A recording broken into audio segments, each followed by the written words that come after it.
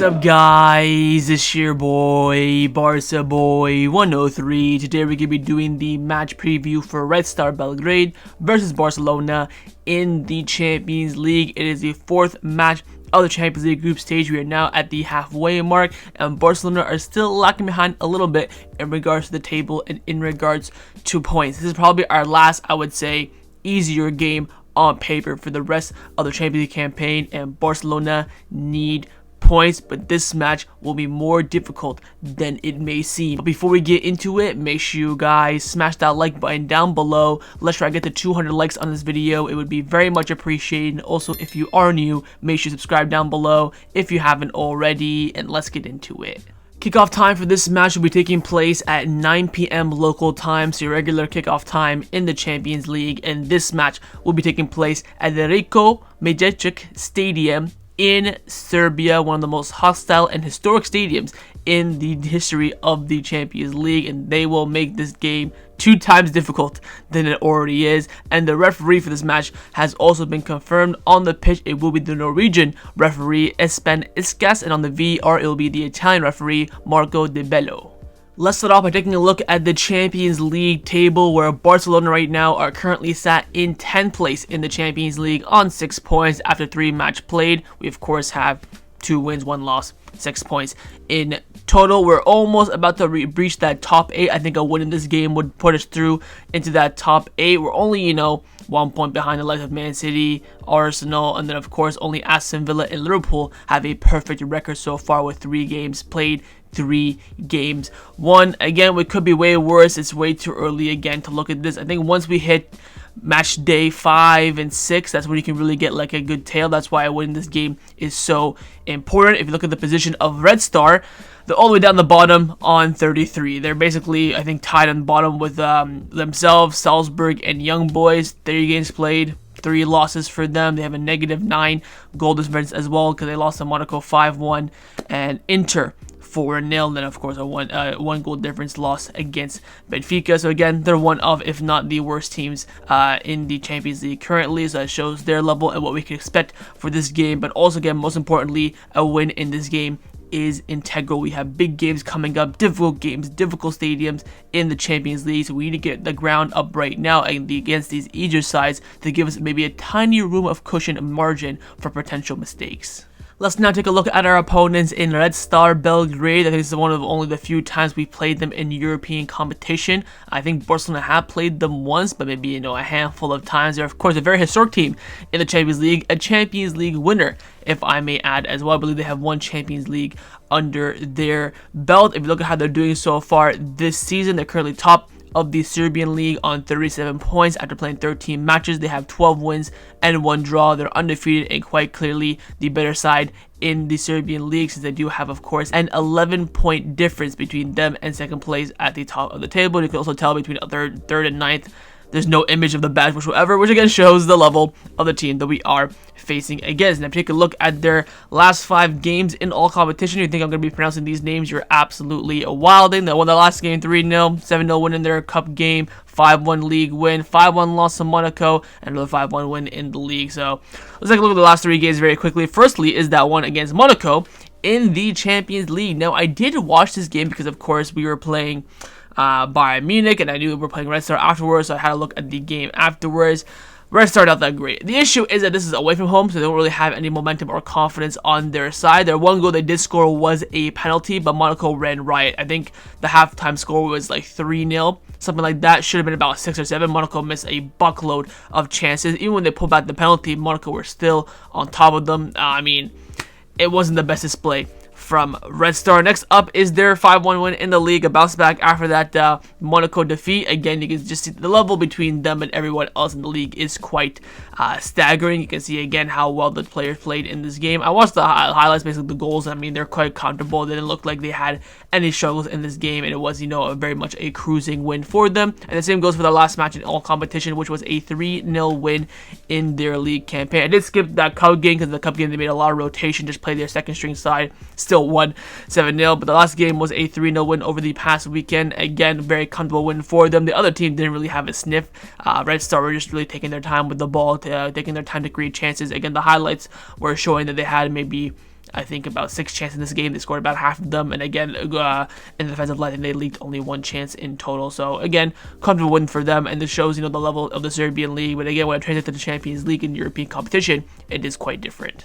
So overall, final thoughts on Red Star Belgrade. I mean, for their competition in the Serbian League, they're one of the best, but in terms of Europe, of course, they're not that great. They're managed by their manager, Vladan Milivojevic. I mean, he's been talking a lot of crap about Barcelona in the press conference. Well, not talking crap, but saying that we're the best team in Europe, but we can easily get at them as well. I mean, don't know who he is. Don't care really. I mean, he's an absolute no one. Players look out for again. Same thing. Their striker at number 9. I forget his name. It starts with an N. He's been alright for them this season. He's really good from the penalty spot. Apart from that, there's no one else I've ever heard of before. They had I think, former AC Milan player, but I don't even think he's really a starter for them. And I mean, that's pretty much it. One of their players as well will talk about how he's the best youngster in the world in the pre-match press conference, and he's going to go out there and perform better than Lamine Yamal and all this stuff. So, I mean, they're talking the big game, so we'll see how things do turn out for them. But again, the only issue with them is the stadium. The stadium is going to be hostile, it's going to be difficult, and again, you have to break through that first 10-minute mold. Their only home game this season in the Champions League was against Benfica on the first match day. They narrowly lost 2-1. Why? Because Benfica scored early on. They scored in the 9th minute. Calmed down the crowd, killed their momentum as well. That is the most important thing. Against Inter, they did alright, but once they conceded the first goal, they leaked a bunch of goals and lost 4-0. This team, of course, easily winnable on paper. We're so much better than them. I think even Barca Athletic would put a good competition. I wouldn't say they would win Barca Athletic, but they definitely put a good run for our money. But again, it is all about you know, getting past that hostile atmosphere. That first 10-15 minutes, get by that, get even a goal as well. You're absolutely cruising. If not, it could get difficult, especially if you concede in that early first 10-15 minutes as well. It'll make the challenge twice as difficult. Let's now take a look at the squad list. The squad list of this match has been released and confirmed, and it is as follows: Kubarsi, Balde, Inigo, Gavi, Pedri, Lewandowski, Ansu, Raphinha, Inaki, Torre, Fermin, Casado, Pau Victor, Lamine Yamal, Olmo, De Jong, Kounde, Szczesny, Astrolaga, Hector Fort, Gerard Martin, and Sergi Dominguez. No surprises there, of course. Ferran Torres out injured, should be back at some point this month. Hopefully the same thing with Araujo as well. Christensen maybe a bit longer. Of course, Ter Stegen and Bernal out for the rest of the season. And of course, there is one exclusion as well, and it's with Eric Garcia. Reports are suggesting that Eric Garcia has some pain in his pubic area. The player will need to rest until he recovers from this discomfort. So again, this discomfort is all about rest, not about like maintaining and doing other things. Again, Flicks did say in the last press conference for the Espanyol game, he'll be back after the international break, but maybe it could come back a bit earlier than that. I mean, we only have one more game after this before the break, which is against Sociedad, which they probably won't make it for. So again, the injury is not serious. That's why the club never released an official injury report on him. So should be back after the international break. But again, there is a pubic area issue with Eric Garcia. Time now to get into the press conference reaction of Fermin Lopez. As we all know, in the Champions League, a player always becomes the manager in the presser, and Fermin Lopez was selected. Maybe it could be a starter in this game. Let's see what he had to say in the presser this afternoon in Serbia. He came out saying there are many players with a lot of quality in the midfield. Competition is very good for the team, and what I want is to do everything the manager asks me for. We are relaxed in the second half of the derby, and the coach pushed us after that. We had to keep going at the pace that we have been keeping. There are many young players who come from La Masia and the squad. We are a family. We have a lot of importance, and we want the most what we want the most is to help the team. Here's the big one for me. We are expecting a tough atmosphere. Red Star Belgrade is playing at home, and they will put us under a lot of pressure. As I just mentioned, that first 10-15 minutes is where the killer moment will be. I can play in several positions, and I will do wherever the manager tells me. He was asked a very good question, I believe, from Gabriel Sanz of Mundo Deportivo, saying that, look, you know, in your midfield area, a lot of competition. Are you open and able to play as a false 9? Fermin said, I will play wherever the manager tells me to play. The coach is largely the reason for our good form. We are a very strong team, despite being practically the same squad as we were last season. I hope I can stay at Barcelona for many more years and be able to repay the trust they have given me when I renewed my contract. And finally, he was asked on La Masia about why the incorporation is so easy for all these players to come in, like him, Casado, Ford, whoever the case may be. He said, look, Barcelona have the best youth academy in the world. They nurture us from the younger age. That way, when we get to the top age in terms of integration, it's always a smooth and easy process. And that concluded Fermin Lopez's press conference reaction ahead of the match against Red Star Belgrade tomorrow.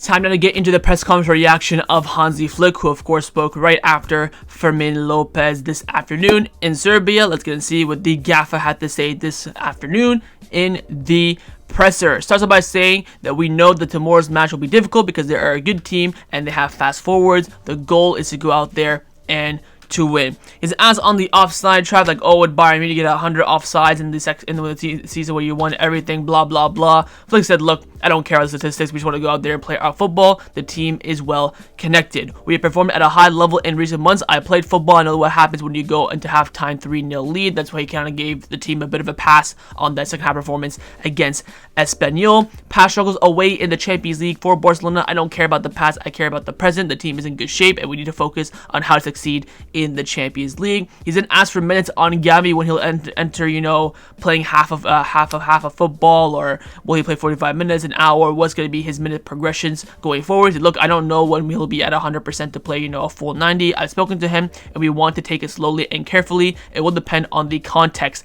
of each game. So again, against Bayern Munich, came on, we were already up 4-1. Madrid, we were up 4-0. Espanyol, we were up 3-1. So again, when it's comfortable, Gavi comes on. If it's a struggle, we probably won't see Gavi come off the bench. It takes a lot of work to win the Champions League. Many teams want to win this competition. We have to focus on tomorrow. He was asked if Barcelona can win it. He said, nah, we'll wait and see. Don't get rushed to conclusions. He then asked on the competition between Szczesny and Inaki Peña when we could see Szczesny and why sign Szczesny if Inaki Peña will be the starter. And Flick said that Tech is, of course, training very well, but Inaki Peña has been playing for now. He had a great personality. He's important in tomorrow's game, and he gives us stability as well on Inaki, but he's still very happy with all the work and the signing of Szczesny as well.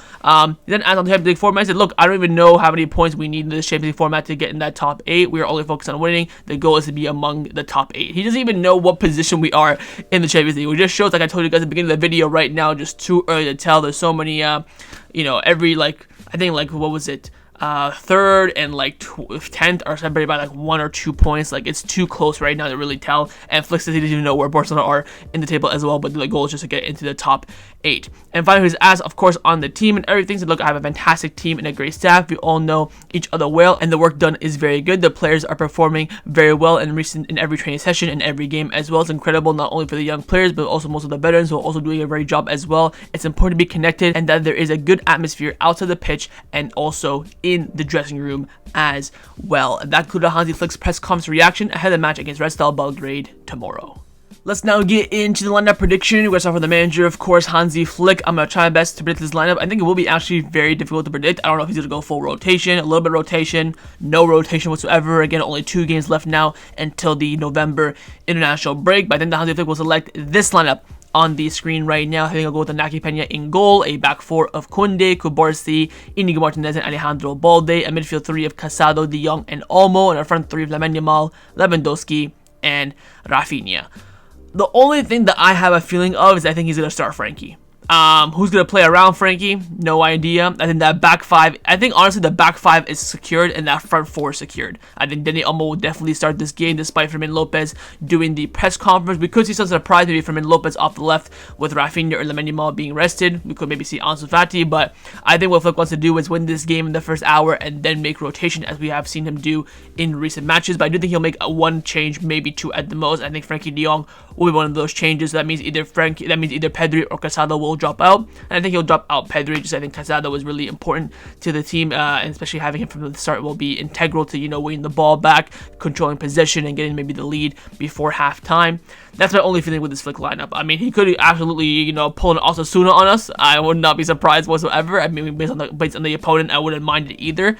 But I would, you know, proceed with caution if I was Flick. But I think he'll make maybe 1 or 2 changes. One of course, being definitely Frankie De Jong starting the game. But that's what I think that Hansi Flick will select for this match. But of course, in the comments down below, let me know what you think Hansi Flick will go with.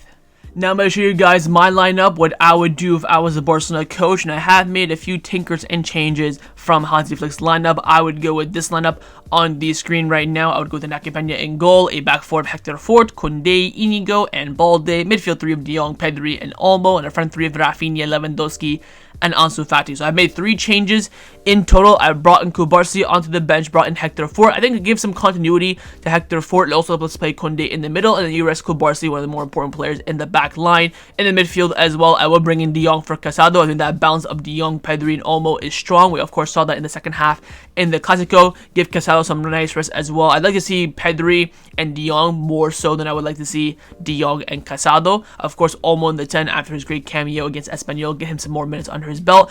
In the front line, I want to rest one of the wingers, either Raphinha or Lamine Yamal. Pick your poison, really. So I just picked Lamine Yamal since he's so young and Raphinha has a bit more veteran experience to him. And I have put Ansu Fati on the left-hand side. This is a perfect game for Ansu. Away from home, struggle against a team that's not so difficult, but the game can be intense. Give him a runabout. He looked alright in his cameo when he came on against Espanyol. Of course, the main man, RL9 up front. And that's the line that I would select for this match. But of course, in the comments down below, let me know if you have to pick my lineup or Flick's lineup.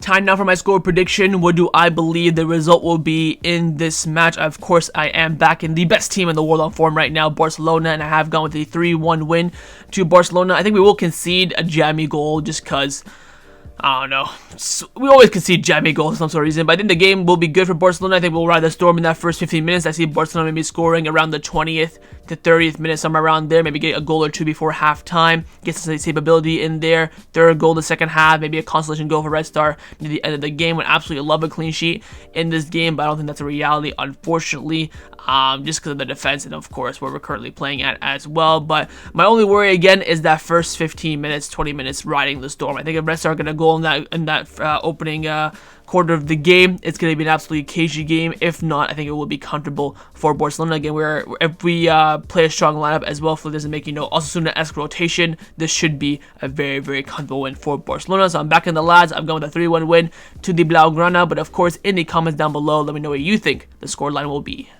So that's a match preview for Red Star Belgrade versus Barcelona in the Champions League. Hopefully you guys enjoyed this video. If you did, of course, make sure you drop a like down below. And of course, in the comments down below as well, let me know your thoughts on everything we did discuss. The main thing I want to firstly, of course, is your score prediction. And secondly, on those lineups. Firstly, would you pick my lineup or Flick's lineup? What do you think Flick will go with? What would you go with? You're the manager. Leave me all your thoughts down below. And of course, make sure you guys subscribe down below as well if you haven't already. And I will see you guys tomorrow for the live watch along. Set the reminder on the screen and come and join me, watch the game with me, follow the match by my match review. So I'll see you guys tomorrow. Big game ahead, nothing but the 3 points. Take care and Forza Barca.